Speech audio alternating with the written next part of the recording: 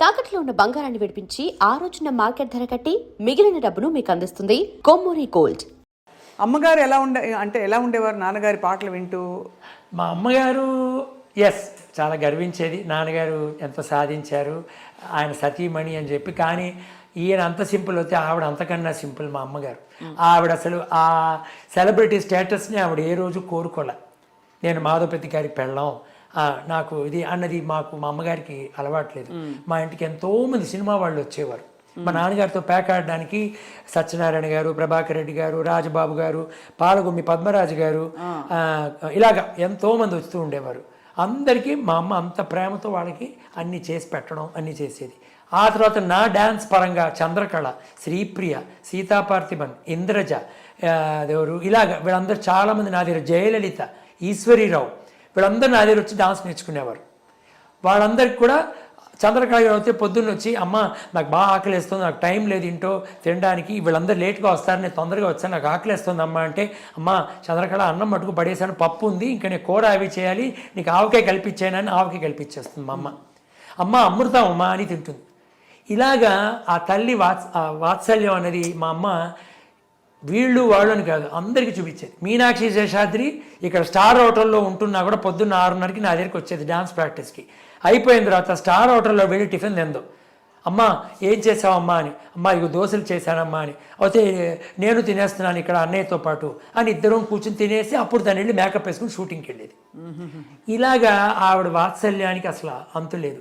ఇంటికి ఎవరు వచ్చినా మా నాన్నగారు మా అమ్మగారు ఒకటే మాకు నేర్పించింది జీవితంలో, ఎవరింటికి వచ్చినా శత్రువు వచ్చినా కూడా మన వంతు సాయం మనం చేద్దాం, ఏముందో ఇంటో పెడదాం అది అన్నది. ఆ రోజుల్లో గొప్పగా బతికి చితికి కష్టాల్లో ఉన్న కొంతమంది కళాకారులు కూడా మా నాన్నని వెతుక్కుని వచ్చేవారు. అన్నయ్య ఇలా మేము కష్టాల్లో ఉన్నామంటే మా నాన్నగారు ఉన్న పరిస్థితులు ఆయన చూసుకుని, అయ్యి అమ్మ ప్రభావతి ఇదిగో ఈ మూట బియ్యం వాళ్ళకి ఇవ్వు, వాళ్ళు పాప కష్టాల్లో ఉన్నారు, నీ చీరలు ఏమున్నాయి చూడు, 4 చీరలు ఇద్దు, కానీ ఇదిగో నావి 2 లుంగీలు షర్టు వాళ్ళ ఆయనకి, అలా ఇచ్చిన రోజులు నేను కళ్ళారా చూశాను. నేను అంటే మాకేదో ఎక్కువ ఉందని కాదు, అంటే ఆ కళాకారులు అలా బతికిన వాళ్ళు ఈరోజు ఇంత కష్టాల్లో ఉన్నారే, మనం ఏదో ఒకటి చెయ్యాలి అన్న గొప్పది. చాలా చెప్తుంటే ఎక్కడ పోయారో వీళ్ళందరూ అనిపిస్తుంది. అంటే ఇటువంటి జీవితం ఎంత మారిపోయింది కదా సార్ జీవితం. అసలు గిరిచుంటే సినిమా హిట్ రేలంగ్ గారితో. కానీ వాళ్ళు దాచుకోలేదా సార్ ఆ టైంలో? అంటే అదే దాచుకోవడం ఇవన్నీ మనకు తెలిసినవి కదండి, మనం ఎన్నో స్టోరీస్ విన్నాం కదా. అంటే అదే అనిపిస్తుంది, అంత వైభవంగా అంత వెలిగిన వారు ఎందుకు కనీస అవసరాలకు ఇబ్బంది పడాల్సిన వాళ్ళని వాళ్ళు చూసుకోలేదా అనిపిస్తుంది. ఇలా చాలామంది, హర్నాథ్ గారు అయితే చాలా తాగి ఇంటికి వచ్చి, అన్నయ్య నాకు కొంచెం డబ్బులు బాగానేవారు. ఏ హీరో అంటే ఆ రోజుల్లో హర్నాథ్, నాకు బాగా గుర్తు. మా ఇంటికి వచ్చేవారు, గుమ్మని స్మెల్, పాన్, ఇది జరదా. ఈ ఇంట్లో ఎవరు తెలుసా ఉన్నారు చెప్తే మీరు ఆశ్చర్యపోతారు. ఫస్ట్ ఈ ఇల్లు ఓనర్ ఎవరు తెలుసా? పింగళ నాగేంద్రరావు గారు. ఈ ఇంటి ఓనర్ ఇప్పుడు మీరు కూర్చున్న చోట ఆయన, ఇంకా ఆయనకి ఎవరు లేరని ఆయన ఎక్కించి వెళ్ళిపోయారు. నాకు మా ఇంటి ముందు వాకింగ్ వెళ్తుండేవారు, మంచి షూ వేసుకుని స్టిక్ పెట్టుకుని, ఎరా రే డింపకాయ అనేవారు నన్ను. ఆయన పలకరించి వెళ్తుండేవారు. ఆయనగా రాసిందంతా. ఇది గోఖలే గారి ఇల్లు, మా ఎదురిల్లు. ఇలా ఆయన ఘంటసాల గారికి అమ్మారు ఇల్లు. ఘంటసాల గారు వచ్చి ఒకసారి మా నాన్నగారు చెప్పారు, ఏమిటో బ్రదర్, సత్యం బ్రదర్, ఇక్కడొక ఇల్లు అక్కడొక ఇల్లు, ఇలా 2-3 ఇల్లు పెట్టుకుంటే ఈ ట్యాక్సులు ఇవన్నీ ప్రాబ్లంగా ఉన్నాయి, అందుకని నేను అమ్మేస్తున్నానంటే ఈ ఫ్రెండ్ వీళ్ళ నాన్నగారు కొన్నారు, సూర్యనారాయణ గారు, నా క్లాస్మేట్ వీడు శ్రీనివాస్, వాళ్ళు కొన్నారు. కానీ మొదట వాళ్ళ వారిది అంటే ఫస్ట్ పింగళ గారిది ఇల్లు, నడయాడిన నేల ఇది. ఇక్కడ ఇదే వీళ్ళేం పెద్ద డిఫరెన్స్ చేంజెస్ ఏం చేయలే, వీళ్ళు పెద్దగా ఏం చేయడం, కొన్ని ఊరికి ఫ్లోర్ ఎక్స్ట్రా కట్టారు, కానీ ఇలాగే ఉండేది. ఇందులో కింద అద్దెకి ఎవరు ఉండేవారు? సువర్ణ హీరోయిన్, సుచిత్ర గుర్తుందా మీకు? మరో చరిత్రలో బ్యాంకి పాప అని వస్తుంది, సుచిత్ర అమ్మాయి, తను సుజాత అని చిరంజీవితో కూడా నటించింది. ఇప్పుడు జయం రవి వాళ్ళ అత్తగారు ఇక్కడ కింద అద్దెకు ఉండేవారు. అంతటి మహానుభావులు, ఒక పరిశ్రమ ఆ టైంలో కళాకారులకి విలువ ఉండేది, ఆత్మీయతలు కూడా ఉండేవి కదా. అలా నాకు ఎలాగంటే నేను విలువలు ఎలా చూశానంటే, వాణిశ్రీ లాంటి మహానటి ఆవిడ ఒక సావిత్రి తర్వాత వెలిగిన వెలుగు వేరు ఆవిడది. తర్వాత వీళ్ళందరూ జయసుధ వీళ్ళందరూ కదా, మా నాన్నగారు పోయిన తర్వాత నేను అవార్డ్స్ ఇవ్వడం మొదలెట్టాను. ఇచ్చినప్పుడు ఫస్ట్ వెంపటి గారికి ఆయన భార్యకి నాకు తల్లి తండ్రిలాగా వాళ్ళకి ఇచ్చాం. ఆ తర్వాత ఎంఎస్ విశ్వనాథన్ గారు వాణిశ్రీని అప్రోచ్ చేశాను. చేస్తే ఆవిడ ఒకటే మాట అంది, మా మూర్తి గారు, నేను I don't want to say no, why because I have greatest respect on this earth for one gentlemen, that is your father. You know why? ఎందుకు తెలుసా? చింతామణి నాటకంలో నాన్నగారు నటిస్తుండేవారు, చెప్పా కదా. మనో వాళ్ళ అమ్మ షహీద, ఆవిడ కొన్నిట్లో ఆవిడ చింతామణి. మా నాన్నగారు బెల్వమంగళుడు, ఈయన ఇది సుబ్బిశెట్టిగా నలరామూర్తి గారు, ఆ రోజుల్లో యాక్టర్. కొన్ని పర్టికులర్గా కావాలన్నప్పుడు రేలంగి గారు, ఆయన సుబ్బిశెట్టి. అసలు ఏమిటి ఆ నాటకం అలా ఉండే. నేను చూశాను వెళ్ళి నాన్నగారితో, రేలంగి గారితో నేను ట్రావెల్ చేశాను ట్రైన్లో, అది వేరే విషయం. వెళ్తే ఈవిడ ఒక మాట అంది, నేను చెలికత్త వేషం వేసేదాన్ని, మీ నాన్నగారిది ఏంటో. మా నాన్నగారు నాకు చెప్పారు, రత్నకుమారి అని అమ్మాయిరా, చాలా బాగుండేది, నల్లగా ఉండేది, తేనాంపేట దగ్గర గుడిసెల్లో ఉంటుంటే మేము వెళ్ళి పికప్ చేసుకుని వెళ్ళేవాళ్ళం స్టేషన్కి. ఆ రోజులు ఎవరికి కార్లు ఉండేవి కావుగా, ట్యాక్సీలో అలాగా. అప్పుడు నేను అంటుండేవాడిని, అమ్మ రత్నకుమారి నువ్వు పెద్ద స్టారు అవుతావు అంటే, ఏమిటానండి మీరు ఇలా అంటున్నారు, ఏమీ లేదండి చాలా కష్టపడుతున్నాను, ఎక్కడ ఏమీ ఆపర్చునిటీ లేవు. లేదమ్మా నీకు ఆ వర్చస్సు కనిపిస్తుంది, నువ్వు పెద్ద స్టారు అయిపోతావు చూడు అని అలా అంటుండేవట మా నాన్నగారు మాటికి. మీ నాన్నగారు అన్న మాట నిజమైందండి నా జీవితం. నేను ఈరోజు తిరుగులేని ఒక హీరోయిన్ అయ్యా నేను. అందుకని నేను తప్పకుండా తీసుకున్నాను. లేకపోతే నేను తీసుకునేదల్లా రఘుపతి వెంకయ్య గారు అవార్డు, మహానటి సావిత్రి గారు అవార్డు తప్ప నేను సాధ్యంత వరకు అవార్డ్స్ ఎక్కువ తీసుకోను.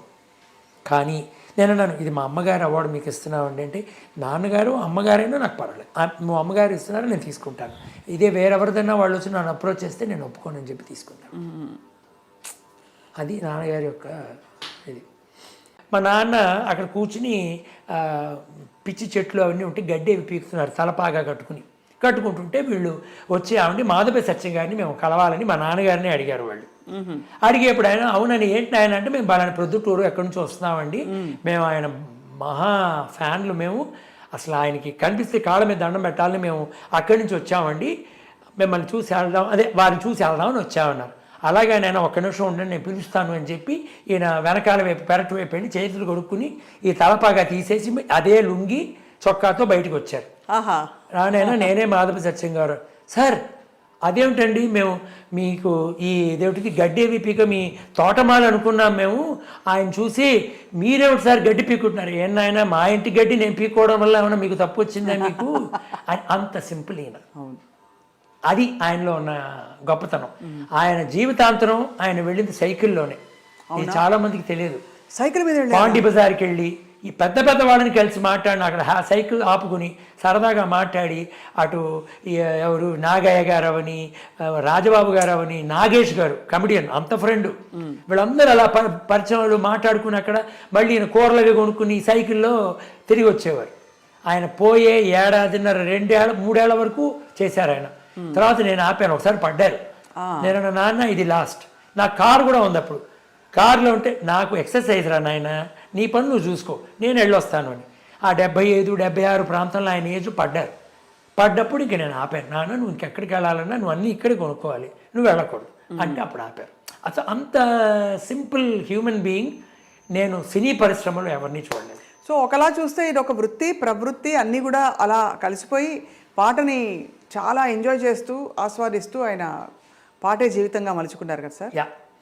ఇంకొక గొప్ప విషయంలో ఏంటంటే, నేను డాన్స్ నేర్చుకుంటూ ఓ పక్కన ప్రోగ్రామ్స్కి వెళుతూ జరుగుతున్న టైంలో నేను 87 ఆ ప్రాంతంలో ఒక ఎయిర్లైన్లో ఉద్యోగంలో చేరా. వాయుదూత్ అని గవర్నమెంట్ ఎయిర్లైన్, అది 3rd ఎయిర్లైన్. ఇప్పుడు మనం ఉడాన్ అవి అంటాం ఆ టైప్లో. ఎయిర్ ఇండియా ఇంటర్నేషనల్ అవుతాయి, ఇండియన్ ఎయిర్లైన్స్ డొమెస్టిక్ అవుతాయి, వాయుదూత్ వచ్చి ఫీడర్ ఎయిర్లైన్. చిన్న ఊర్లు, చెన్నై టు హైదరాబాద్, చెన్నై విజయవాడ, చెన్నై రాజమండ్రి, చెన్నై కోయంబత్తూరు ఇలా ఉండి అందులో నేను ఉద్యోగంలో చేరి 6 ఏళ్ళు నేను అందులో పనిచేసా ఎయిర్పోర్ట్లో. సో ఆ టైంలో నాన్నగారు అప్పటికి ఆల్రెడీ రిటైర్ అయిపోయారు. ఆయన ఆబ్వియస్లీ ఆయన యొక్క ట్రెండ్ అవి మారిపోయినాయి. ఆయన కానీ పాట కచేరీలు వెళ్తూ ఉండేవారు, కొన్ని ముఖ్యమైన డ్రామాలు వెళ్ళేవారు, కానీ ఎక్కువ పాట కచేరీలు వెళ్తూ ఉండేవారు, వచ్చేవారు. ఆయన ఒకరోజు నన్ను వాళ్ళు ఎవరో ట్రాన్స్ఫర్ చేశారు మధురైకి. అప్పుడే నేను కరెక్ట్గా హేమమాలిని గారితో ఆవిడ నూపూర్ సీరియల్కి డాన్స్ చేసి అది పెద్ద హిట్ అవ్వడంతో ఆవిడ నన్ను మీరు నాతో శివుడిగా చేస్తారా మూర్తి అని అడగడం, నేను ఒప్పుకోవటం. ఇంకో పక్క నా దగ్గర నేర్చుకున్న మీనాక్షి శేషాద్రి నన్ను డాన్స్లో అన్న మన ఇద్దరం ప్రోగ్రామ్స్ చేద్దామని మీ ఇద్దరం కలిసి ప్రోగ్రామ్ చేయడం అని మొదలైనప్పటికీ ఈ షిఫ్టింగ్ ప్రాబ్లం అవుతుందని నేను ఏం చేయాలో తెలియని పక్షంలో మా నాన్నగారు ఆయన విజ్డమ్ ఎంత మంచిదో చూడండి. ఆయన అన్నారు, ఒరే నాయన నువ్వు మీ ఉద్యోగం రిజైన్ చేసేయన్నారు. ఇదేంటి నాన్న అన్న. అలా కాదురా నాయన, నేను 53 ఏళ్ళు నేను చదువుకుంది 4వ క్లాస్ వరకే. నన్ను కాపాడింది ఈ పరిశ్రమ గొంతుతో. అవును, నేను ఇంకా పాడుతున్నాను, ఇంకా నేను పాడతా పిలిస్తే. కానీ నువ్వు భగవంతుడి దయవల్ల నీకు ఇంత కళ అబ్బింది కూచిపూడి, ఆ వెంపటి గారి ధర్మం అని, నువ్వు దాన్ని సద్వినియోగం చేసుకో. ఏమిటి మనకున్న దాంతో మనం సంతోషంగా ఉందాం. మనకి పోర్ష్ కార్లును ఆడి కార్లు ఉంటేనే మనం కళాకారులం కాదు. కళాకారులు ఉన్న వాళ్ళు నిజమైన కళని వాళ్ళు 10 మందికి పంచిపెట్టే విధంలో నువ్వు మంచి కళను నేర్చుకున్నావు. అది ఏదో సరదాగా పాడగలవు, దాన్ని పెట్టుకుని చక్కగా నీ డాన్స్ నువ్వు ఇది చేసుకో నాయన. నువ్వు బయటకు వచ్చే నువ్వు మరీ తెల్లవారుజామున 3ంటికి లేచి ఎయిర్పోర్ట్కి వెళ్ళడం, రాత్రి 12ంటికి వచ్చి మళ్ళీ 3ంటికి వెళ్ళడం, ఇలాంటివి వద్దురా నాయన అని చెప్పారు. నెక్స్ట్ డే నేను రిజైన్ చేశాను నా సెంట్రల్ గవర్నమెంట్ జాబ్కి. సెంట్రల్ గవర్నమెంట్ జాబ్ వదిలేసుకున్నారు. ఎందుకు అంటున్నానంటే ఇది నాన్నగారి యొక్క ఆ విజ్డమ్, ఆయన ఎంత కాన్ఫిడెన్స్ నా మీద ఉంటే ఆ మాట అని ఉంటారు. అప్పటికి నాకు కలైమామణి లేదు, ఏమీ లేదు. ఎంత కాన్ఫిడెన్స్ మీ డెడికేషన్కి నిజంగా ఆయన కరెక్ట్గా గుర్తించి తండ్రిగా మిమ్మల్ని, తండ్రి మనకి మార్గం చూపిస్తారు గురువులాగా అని అంటారు కదా. అంతే. అప్పటికి ఆయన ఆ ప్రోగ్రాంలో మేబీ 1 or 2 నేను ఫుల్ సోలో చేస్తే వెంపటి గారి నటువాంగలో అరంగేట్రం లాగా మాకున్న ఎకనామికల్ స్టేటస్లో మేము ఫుల్ సోలో చేస్తామని ఒక చోటు చేస్తే వెంపటి గారు అందరూ వచ్చి సంగీతరావు గారు వాయించారు, ఈ నటువాంగం చేశారు, నేను చేశాను. అది ఆయన చూశారు. ఆ తర్వాత మేబీ 1 or 2 ప్రోగ్రాములు ఎప్పుడున్నా వస్తే అలా సీట్ ఎండ్లో కూర్చుని ఒక్క ఐటమ్ ఏదో చూస్తారు ఆ టైపు. అంతేందుకు ఆయన బిజీగా ఉండేవారు ఆయన స్కెడ్యూల్స్తో. కానీ అది ఆయనకి అంత కాన్ఫిడెన్స్ నా మీద, అది పెద్ద విషయం. అమ్మగారు ఎలా ఉండేవారు నాన్నగారి పాటలు వింటూ? మా అమ్మగారు చాలా గర్వించేది, నాన్నగారు ఎంత సాధించారు, ఆయన సతీమణి అని చెప్పి. కానీ ఈయన అంత సింపుల్ అయితే ఆవిడ అంతకన్నా సింపుల్ మా అమ్మగారు. ఆవిడ అసలు ఆ సెలబ్రిటీ స్టేటస్ని ఆవిడ ఏ రోజు కోరుకోలే. నేను మాధవపతి గారికి పెళ్ళాం, నాకు ఇది అన్నది మా అమ్మగారికి అలవాట్లేదు. మా ఇంటికి ఎంతోమంది సినిమా వాళ్ళు వచ్చేవారు. మా నాన్నగారితో ప్యాక్ ఆడడానికి సత్యనారాయణ గారు, ప్రభాకర్ రెడ్డి గారు, రాజబాబు గారు, పాలగుమ్మి పద్మరాజు గారు, ఇలాగా ఎంతోమంది వస్తూ ఉండేవారు. అందరికీ మా అమ్మ అంత ప్రేమతో వాళ్ళకి అన్నీ చేసి పెట్టడం అన్నీ చేసేది. ఆ తర్వాత నా డ్యాన్స్ పరంగా చంద్రకళ, శ్రీప్రియ, సీతాపార్థిబన్, ఇంద్రజ, ఎవరు ఇలాగ వీళ్ళందరూ చాలామంది నా దగ్గర, జయలలిత, ఈశ్వరీరావు, వీళ్ళందరూ నా దగ్గర వచ్చి డాన్స్ నేర్చుకునేవారు.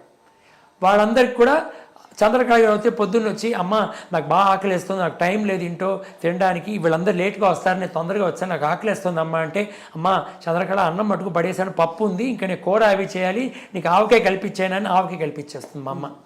అమ్మ అమృతం అమ్మ అని తింటుంది. ఇలాగా ఆ తల్లి వాత్సల్యం అనేది మా అమ్మ వీళ్ళు వాళ్ళని కాదు అందరికీ చూపించేది. మీనాక్షి శేషాద్రి ఇక్కడ స్టార్ హోటల్లో ఉంటున్నా కూడా పొద్దున్న 6:30కి నా దగ్గరికి వచ్చేది డాన్స్ ప్రాక్టీస్కి. అయిపోయిన తర్వాత స్టార్ హోటల్లో వెళ్ళి టిఫిన్ తిందో, అమ్మ ఏం చేసావమ్మా అని, అమ్మ ఇక దోశలు చేశానమ్మా అని, అయితే నేను తినేస్తున్నాను ఇక్కడ అన్నయ్యతో పాటు అని ఇద్దరం కూర్చొని తినేసి అప్పుడు తను వెళ్ళి మేకప్ వేసుకుని షూటింగ్కి వెళ్ళేది. ఇలాగా ఆవిడ వాత్సల్యానికి అసలు అంతు లేదు.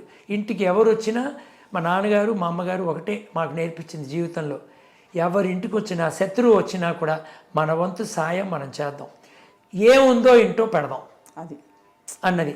ఆ రోజుల్లో గొప్పగా బతికి చితికి కష్టాల్లో ఉన్న కొంతమంది కళాకారులు కూడా మా నాన్నని వెతుక్కుని వచ్చేవారు. అన్నయ్య ఇలా మేము కష్టాల్లో ఉన్నామంటే మా నాన్నగారు ఉన్న పరిస్థితులు ఆయన చూసుకుని, అయ్యి అమ్మ ప్రభావతి ఇదిగో ఈ మూట బియ్యం వాళ్ళకి ఇవ్వు, వాళ్ళు పాప కష్టాల్లో ఉన్నారు, నీ చీరలు ఏమున్నాయి చూడు, 4 చీరలు ఇద్దు కానీ, ఇదిగో నావి 2 లుంగీలు షర్టు వాళ్ళ ఆయనకి, అలా ఇచ్చిన రోజులు నేనేం కళ్ళారా చూశాను నేను. అంటే మాకేదో ఎక్కువ ఉందని కాదు, అంటే ఆ కళాకారులు అలా బతికిన వాళ్ళు ఈరోజు ఇంత కష్టాల్లో ఉన్నారే, మనం ఏదో ఒకటి చెయ్యాలి అన్న గొప్పతనం.